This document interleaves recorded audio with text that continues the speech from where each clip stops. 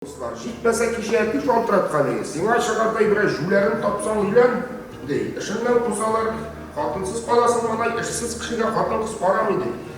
Мені әті арада, әті әткештіңларға келер. Үйлене, уақытты, қалетті.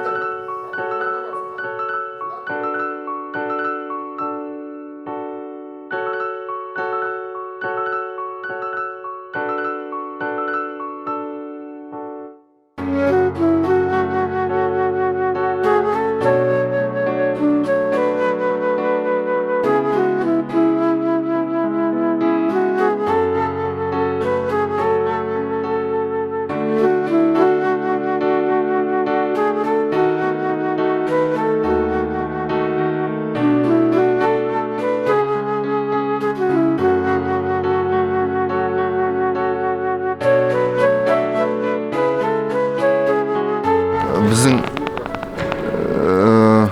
гадәттә журналистлар біздің спектакльләрне карарга киләләр бит инде. Һәм инде төрле профессиядагы, төрле профессия кешеләрен без сәхнәдә күрсәткәнебез бар.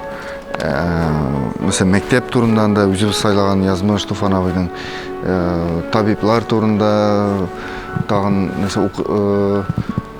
төрле профессиялар, нефтчиләр турында монда тудык, монда үстек. Менә журналист профессиясына айрым шул профессияга багышланган әле пьеса юк иде кебек минем хәтердә. Мин бәлки белмимдер, ләкин бу юк иде кебек.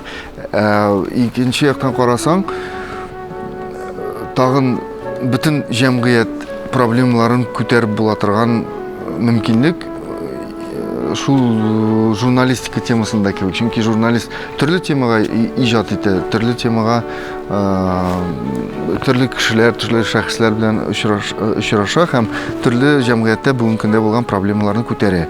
Һәм инде менә бу журналистика темасын сайлау, газета редакциясында вакыйгаларның баруы, бу безгә бүгенге көнне җәмгыятьтәге булган проблемаларны bir-birсенә бәйле булмаган проблемаларны да бәйли bir-birсенә һәм безнең сюжет кырырга мөмкинлек тудыра дип әйтәм.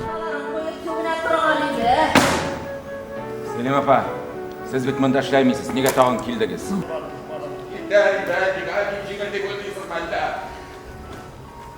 Менә шул яңа формалар табыгыз.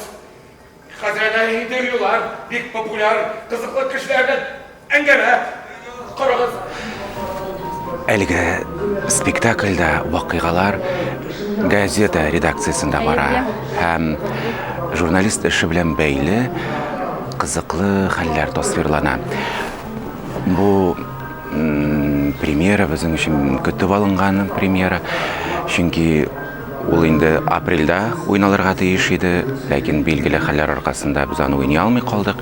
Һәм ниһаять без сезне сентябрьнең 11-дә, 12-сендә, 13-дә әлеге спектакльнең премьерасында көтеп калабыз.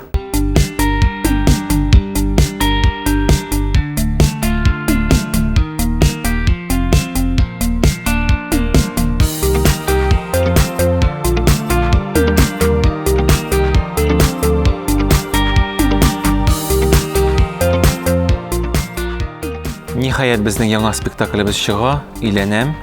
Һәм минем өчен бу спектакль нәрсә белән үзенчәлекле. Беренчедән, бу спектакльдә миңа яңа стильдә, миңа хас булмаган стильдә җырлар язарга туры килде, чөнки режиссер шундый максатлар куйды.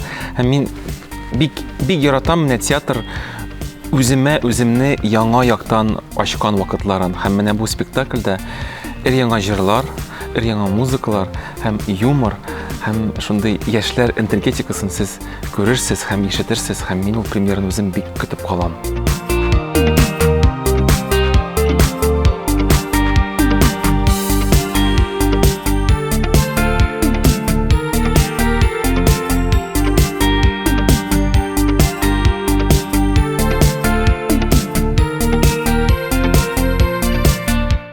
Сәлам дуслар, ватандашлар, хезмәттәшләр, милләттәшләр. Җәмәгать менә мин шулайрак булачакмын әлеге спектакльдә. Бу спектакль Өйләнәм нокта тат спектаклі үстінде іш бара. Аллаға шүкір әкірінләп ішлейбіз. Жиылып өтә спектаклібіз. 11 сентябрда премьера. Барыңызда күтіп қалабыз. Әлігі спектакльдә бик күп темалар күтәрелә. Хәзерге заман темалары.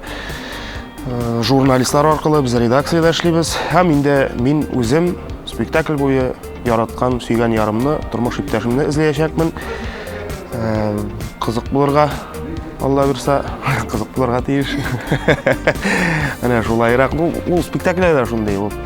Аның гел барып чык, мен менә үзегез күрәсез, Алла бирса, табаммы мин?